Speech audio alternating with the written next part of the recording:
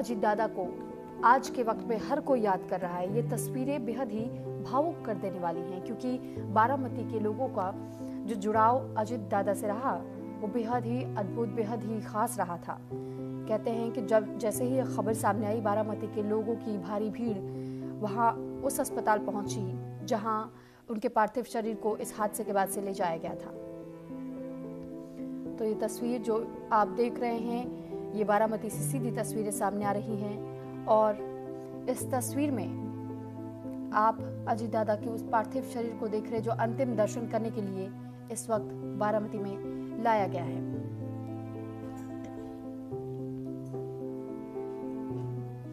तो ये तस्वीर महाराष्ट्र के बारामती से सामने आ रही है। आपको याद होगा बीते कल ही ये बेहद दुखद खबर सामने आई थी जब अजित पवार की निधन की खबर ब्रेक हुई।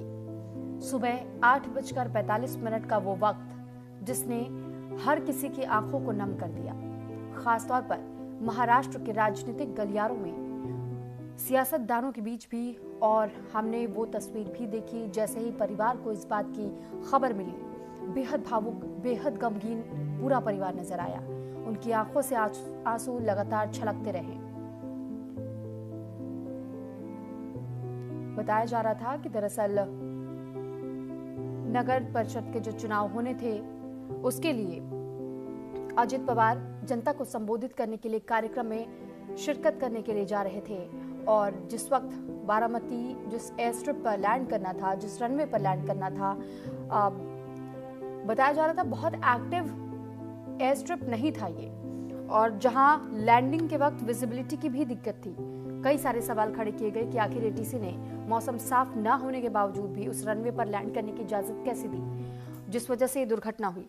हालांकि अभी ये जांच का विषय है, जांच जारी है। और ये तस्वीर जो इस वक्त आप देख रहे हैं, ये तस्वीर है अजित पवार के अंतिम संस्कार के लिए कुछ क्षण बचे हैं। उनके अंतिम विदाई, उनके अंतिम दर्शन करने के लिए उनके पार्थिव शरीर को यहाँ लाया जा चुका है।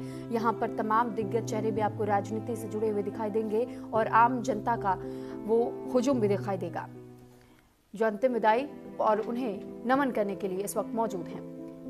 अब एक बार फिर मेहमानों का हम रुख कर लेते हैं। हमारे साथ डॉक्टर वंदना सिंह, विमानन विशेषज्ञ, जुड़ी हुई हैं। साथ ही राज बिहारी जी, वरिष्ठ पत्रकार हैं। आप भी हमारे साथ जुड़े हुए हैं। बहुत भावुक कर देने वाला ये पल है। राज बिहारी जी, मैं आपके पास सबसे पहले आ रही हूँ और मैं ये समझना चाहूंगी कि जब हम राजनीति की बात करते हैं तो हमने राजनीति में ये देखा है कि जब भी चाहे सत्ता पक्ष हो या विपक्ष हो, चाहे कितने भी कटाक्ष, कितने भी व्यंग एक दूसरे पर कसे जाते रहे हों, लेकिन जब किसी के विदाई की बात आती है सामने, जब अंतिम विदाई देने की खबर सामने आती है, तो हमने अक्सर ये देखा है कि हर कोई ये भूल जाता है कि हम किस दल से जुड़े हुए हैं और फिर वो उस रिश्ते को याद करने लगता है जो एक इंसानी तौर पर कोई भी इंसान किसी के साथ में अपने बनाता है। उस दोस्ती को याद करने लगता है। प्रधानमंत्री नरेंद्र मोदी ने भी जिस वक्त शोक व्यक्त किया, उन्होंने भी कहा कि हमने एक अच्छे दोस्त को खो दिया।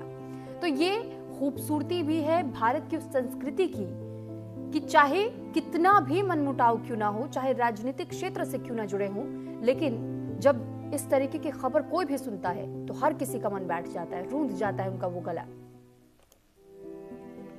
देखिए, हमारी जो भारतीय परंपरा संस्कृति के, जब किसी का निधन होता है, ये तो खैर हादसे में निधन हुआ, ये तो और भी दुखदायी था। वैसे भी अगर किसी का एक स्वाभाविक रूप से भी किसी का निधन होता है तो वो दुख की घड़ी होती है। बिल्कुल। और उस दुख की घड़ी में उनके रिश्तेदार, शुभचिंतक और अगर राजनीतिक क्षेत्र से जुड़ा है तो उनके प्रशंसक, सब उसमें दुख में एक साथ खड़े होते हैं और उन सब के, और वो सब उनके कामों को याद कर रहे होते हैं। अगर आप देखेंगे तो, हालांकि अभी अगर आप देखेंगे पूरे राजनीतिक घटनाक्रम पर कि उनकी राजनीति को लेकर एक दो दलों ने राजनीति भी की, साजिश बताया, जबकि शरद पवार कह रहे नहीं साजिश नहीं, हादसा है। खैर ये तो जांच का विषय है, लेकिन जिस तरह से ममता बनर्जी ने मांग रखी कि सुप्रीम कोर्ट की निगरानी में किया जाए, हमें किसी भी जांच एजेंसी पर विश्वास नहीं है, तो इस तरह की भी राजनीति हुई है जी।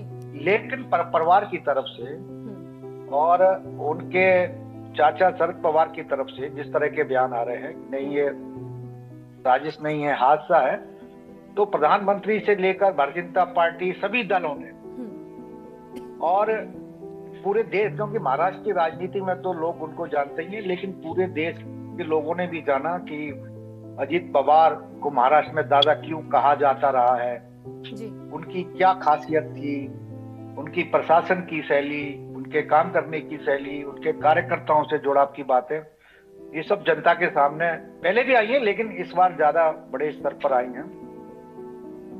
लेकिन सभी ने, चाहे कोई किसी पार्टी से हो, इस दुखद हादसे पर सभी ने बहुत दुख व्यक्त किया है और ये वास्तव में बहुत बड़े दुख की एक घड़ी भी है। ठीक है सर, मैं लौट रही हूँ आपके पास। एक बार फिर सीधी तस्वीरें सामने आ रही हैं, एक बार अपने दर्शकों को ये तस्वीरें जरा दिखा दे। ये वाकई में बहुत ही गमगीन कर देने वाला लम्हा, बहुत भावुक पल। आप पूरे परिवार को भी यहाँ देख पा रहे हैं कि किस तरीके से अंतिम विदाई देने के लिए अजित पवार को जितने लोग जानते थे, जितने लोग उनके चाहने वाले थे, उनके समर्थक, उनके कार्यकर्ता, उनके परिवार से जुड़े हुए लोग, आम जनता महाराष्ट्र की, इस वक्त हर कोई ये चाहता है कि एक बार अजीत दादा को सामने से अंतिम विदाई दे दे, उनके अंतिम दर्शन कर ले। फिलहाल ये जो तस्वीरें आप देख रहे हैं ये अंतिम संस्कार के पहले की, क्योंकि भारतीय संस्कार और भारतीय परंपरा के अनुसार कुछ अनुष्ठान होते हैं, कुछ विधि विधान तरीके से ये पूरी जो प्रक्रिया है उसको निभाई जाती है। और आपने कर्मकांड के बारे में सुना होगा और उन्हीं कर्मकांडों में से एक ये अंतिम दौर का लम्हा होता है जब किसी को हम अंतिम विदाई देते हैं बेहद भावुक मन के साथ में। ये वही तस्वीरें इस वक्त हम आपको दिखा रहे हैं जहां पर इस वक्त पूरा परिवार किस तरह सबके समक्ष मौजूद है। और महाराष्ट्र के डिप्टी सीएम अजित पवार का अब से कुछ देर में राजकीय सम्मान के साथ में अंतिम संस्कार कर दिया जाएगा। आखिरी यात्रा जिस दौरान शुरू हुई, उनकी आखिरी यात्रा में शामिल होने के लिए हजारों लोग पहुंचे। बारामती को जोड़ने वाली सड़कों पर कई जगह तक जाम की स्थिति भी इस दौरान देखने को मिली।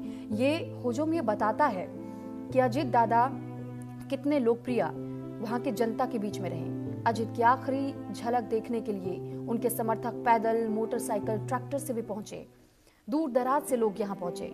इससे पहले अजित के पार्थिव शरीर को बारामती में काटेवाड़ी स्थित उनके आवास लाया गया था और कुछ देर में अब विद्या प्रतिष्ठान मैदान में, क्योंकि ये पूरी व्यवस्था की गई थी जहां पर उनके अंतिम दर्शन करने के लिए उनके पार्थिव शरीर को रखा जाए, और अब यहाँ पर वो पार्थिव शरीर पहुंच चुका है। उनके अंतिम दर्शन करने के लिए लोगों की भारी तादाद आपको दिखाई दे रही है, भारी भीड़ लोगों की। ये दर्शाती है कि अजीत दादा कितने लोकप्रिय नेता अपने लोगों के बीच में रहे। जब बारामती की बात आती है तो बारामती ये वो इलाका जहां पर अजीत दादा की बहुत पहले से पहचान रही। यहीं पर वो जनता के बीच आने वाले थे, संबोधित करने वाले थे, एक जनसभा को संबोधित करने की बात थी। लेकिन बताया गया कि जिस विमान में वो सवार थे वो वैसे विमान बहुत सुरक्षित, लेकिन जो दुर्घटना किसी की अगर किस्मत में लिखी होती है तो उसे टालना बहुत मुश्किल हो जाता है। और वो तस्वीर इस दौरान हमने देखी कि किस तरीके से कोशिश की गई, पायलट की ओर से भी ये प्रयास किया गया कि सुरक्षित विमान को लैंड करवाया जा सके, लेकिन विजिबिलिटी न मिल पाने की वजह से, विजिबिलिटी बहुत कम बताई जा रही थी, महज 2000 मीटर के आसपास की सिर्फ विजिबिलिटी थी, जिस वजह से लैंडिंग करने में बहुत समस्या हुई।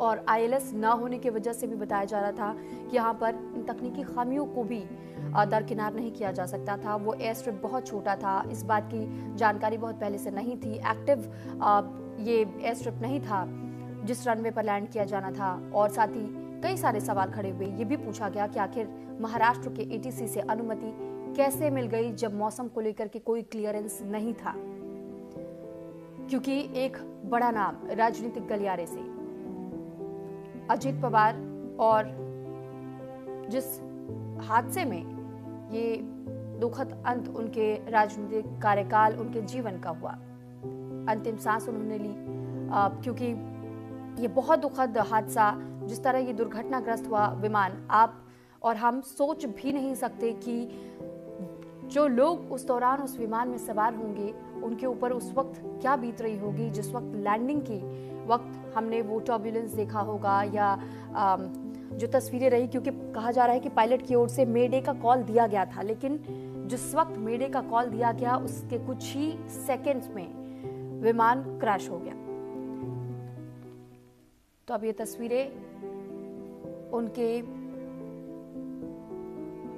अंतिम दर्शन की भी, और साथ ही जहां पर पारंपरिक तरीके से जो अंतिम संस्कार किया जाना है, पंचतत्व में विलीन किया जाना है अजित पवार को, ये तस्वीरें हम आप तक पहुंचा रहे हैं। तो सीधी तस्वीरें भी लगातार हम पहुंचा रहे हैं और तमाम जानकारी भी आप तक पहुंचाएंगे, लेकिन एक बार फिर हम मेहमानों का रुख कर लेते हैं। राज बिहारी जी से हम बात कर रहे थे। अब डॉक्टर वंदना सिंह, मैं आपके पास आऊंगी और ये समझने की हम कोशिश करेंगे कि जब हम बात करते हैं एविएशन इंडस्ट्री से जुड़ी हुई, तो अक्सर ये सवाल जहन में आता है कि महज चंद सालों में हमने देखा है कि बीते कुछ साल ऐसे रहे जब एविएशन इंडस्ट्री को लेकर के लोगों के मन में बहुत सारे सवाल खड़े हुए।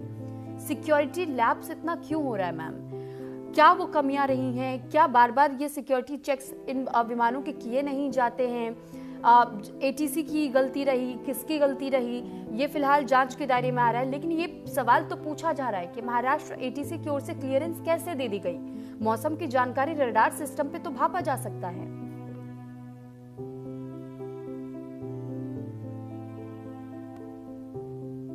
मैम, आपका ऑडियो म्यूट है, उसे अनम्यूट कर लीजिएगा। I'm unmute, please. Ji. Do you read me? जी। जी। तो firstly thank you for looping me in, Surabhi जी। ये बहुत ही दुखद घटना है जो हुई है, और काफी ये जो प्रश्न रेस कर रही है which are quite valid। पहले तो हमें ये जानना है that as the fastest growing third largest aviation market in the world, हमारे रेगुलेशंस, हमारे रूल्स, हमारे नॉर्म्स विद रिगार्ड। माफी के साथ मुझे आपको यहाँ रोकना पड़ा है। एक ये तस्वीर हमें दर्शकों तक पहुंचानी थोड़ी जरूरी भी हो जाती है। गृह मंत्री अमित शाह इस वक्त मौके पर पहुंच चुके हैं। ये सीधी तस्वीरें हम आपको दिखा रहे हैं जहां पर गृह मंत्री अमित शाह पहुंचे और सबसे पहले उन्होंने सुप्रिया शुले से मुलाकात की, और इसके साथ ही यहाँ शरद पवार पहले से मौजूद है। शरद पवार से भी मुलाकात करने गृह मंत्री पहुंचे, क्योंकि इस वक्त हर किसी की आंखें बेहद नम दिखाई दे रही हैं। उनके आंखों में आंसू, चेहरे पर वो भाव भी वाकई में देखने को मिल रहे हैं कि कितना इस वक्त एक कठिन घड़ी पूरे परिवार के लिए है। साथ ही साथ बताया जा रहा है कि अजित पवार का पूरा परिवार इस वक्त उन्हें अंतिम विदाई देने के लिए पहुंचा हुआ है। एक बार फिर वंदना मैम, मैं आपके पास लौट रही हूं और मैं चाहूंगी कि आप अपना जवाब पहले पूरा कर लें।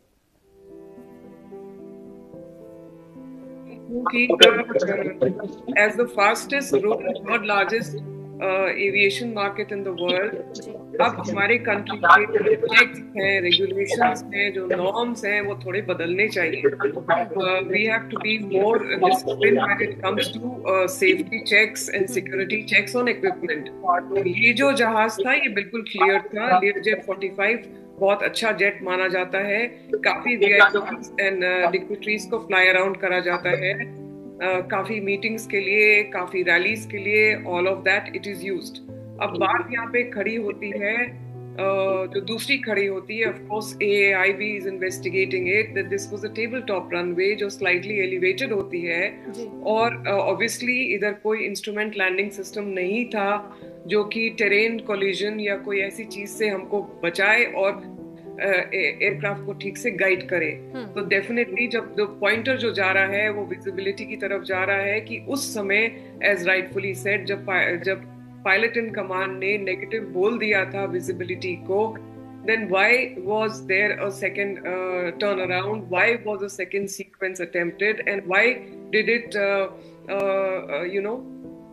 not give a read back sign? There was no read back sign. Read back sign ना देना बहुत disastrous माना जाता है. It could mean any kind of